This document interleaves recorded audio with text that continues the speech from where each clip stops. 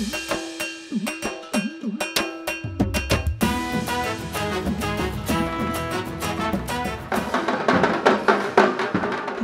রূপ বদলে শুরু হলো খরতাপের বৈশাখ। নতুন বছর বরণে চারপাশে লাল সাদার প্রাণবন্ত দাপট। রমণীরা সেজেছেন নানা ফুলে, এত কিছুর মাঝেও বাধা হয়ে দাঁড়াতে পারেনি গরম। বৈশাখ উদযাপন শুধু র্যালি কিংবা শোভাযাত্রায় সীমাবদ্ধ নয়, নজর কাড়ে ব্যতিক্রমী নানা আয়োজনও।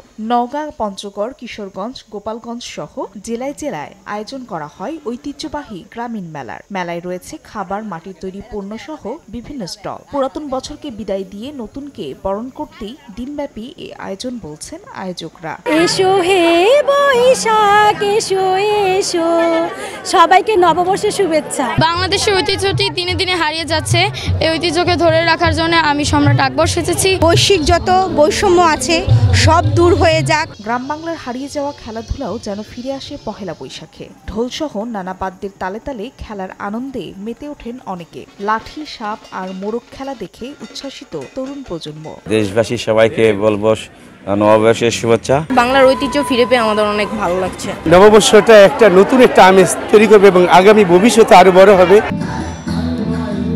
নেচে গিয়ে বৈশাখকে আমন্ত্রণ জানান এক ঝাঁক ক্ষুদে শিল্পীও। বর্ষবরণের সাংস্কৃতিক অনুষ্ঠানে শিল্পীদের পরিবেশনায় মুগ্ধ সব বয়সী দর্শক শ্রোতা। আমরা আমাদের ঐতিহ্য সম্পর্কে জানতে পারছি, আমরা আমাদের ইতিহাস সম্পর্কে জানতে পারছি। অনেক ভালো লাগছে, দীর্ঘদিন পরে আমরা পহেলা বৈশাখটা পেলাম। এর আগে রাজশাহী, বগুড়া, চাঁদপুর সহ সারা দেশে বের হয় আনন্দ শোভাযাত্রা। প্লেকার্ড, ফুল ও প্যাচার প্রতিকৃতি হাতে শোভাযাত্রা শহরে বিভিন্ন সড়ক প্রদক্ষিণ করে।